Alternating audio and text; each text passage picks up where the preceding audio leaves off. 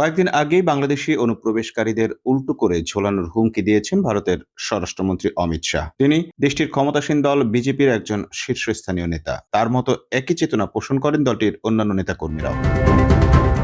এমন অবস্থায় প্রশ্ন উঠছে, বিজেপি নেতারা কেন বারবার বাংলাদেশিদের হিংসার লক্ষ্যবস্তু হিসেবে বেছে নেন? এমন প্রশ্নের উত্তর খোঁজার চেষ্টা করেছে বিবিসি বাংলার এক প্রতিবেদনে বলা হয়, কখনো উইপোকা, কখনো বঙ্গোপসাগরে নিক্ষেপ করার হুমকি, আবার কখনো উল্টো করে ঝুলিয়ে শায়েস্তা করার শাসনী বিজেপি নেতারা এ ধরনের মন্তব্য মাঝে মাঝেই করেন। এগুলো বেশি শোনা যায় নির্বাচনের সময়।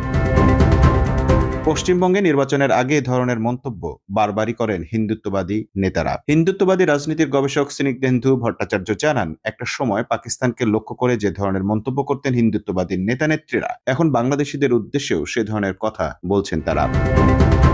এই রাজনৈতিক বিশ্লেষক জানান, হিন্দুত্ববাদী সংগঠনগুলো সবসময় একটা অপরপক্ষ খাড়া করার চেষ্টা করে। হিন্দুত্ববাদী সংগঠনগুলোর কাছে সেই অপরপক্ষ হচ্ছে মুসলমানরা। সব মুসলমানকেই সেজন্য এরা বহিরাগত বলার চেষ্টা করে। এতদিন তাদের কাছে অপরপক্ষ ছিল পাকিস্তান, কিন্তু গত এক দশক ধরে দেখা যাচ্ছে বাংলাদেশকেও এরা টার্গেট করছে।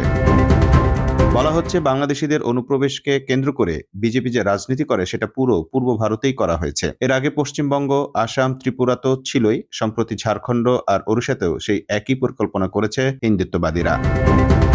আর এই বাংলাদেশি অনুপ্রবেশকারীদের নিয়ে বিজেপির প্রচারের ফলে পশ্চিমবঙ্গের বাসিন্দারা অন্যান্য রাজ্যে বিপদে পড়ছেন। কর্ণাটক, মহারাষ্ট্র বা দিল্লি লাগোয়া অঞ্চলে অনেকদিন ধরেই পশ্চিমবঙ্গের বাঙালি মুসলমানদেরও বাংলাদেশি অনুপ্রবেশকারী বলে চিহ্নিত করা হচ্ছে। Mamun Mahfuz, time news desk.